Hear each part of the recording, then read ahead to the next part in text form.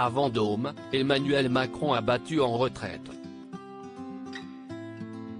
Alors qu'il s'était rendu dans le Loir-et-Cher, mardi 25 avril, pour rencontrer un groupe de soignants dans une maison de santé, le président de la République n'a pas tenu à rencontrer les personnes qui l'attendaient au sortir de son entretien.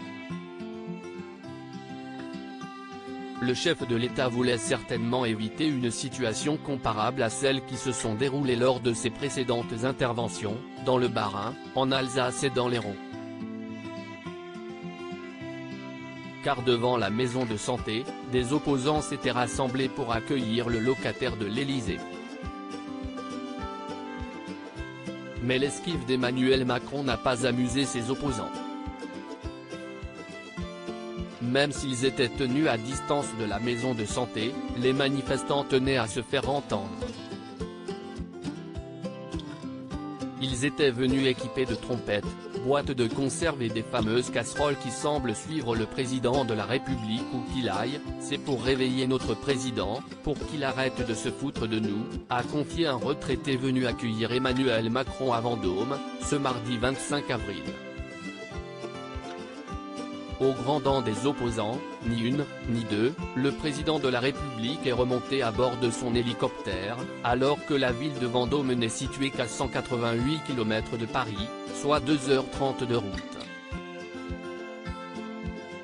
Supérieur à Brigitte et Emmanuel Macron, retour en images sur leur visite du chantier de la cathédrale Notre-Dame de Paris. Je respecte toutes les colères. Lors de son entretien avec les soignants dans la maison de soins de Vendôme, le président de la République a assuré qu'il respecte toutes les colères et tous ceux qui s'expriment.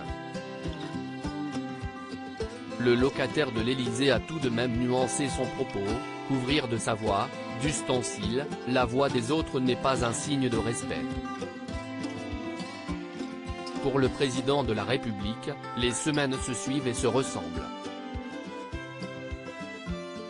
Les opposants ne le quittent plus, dans l'Hexagone, comme à l'étranger.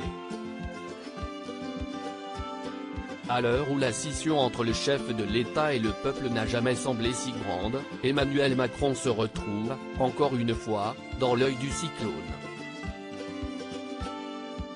Article écrit en collaboration avec 6 médias Crédit Photo, Philippe Magoni-Poul.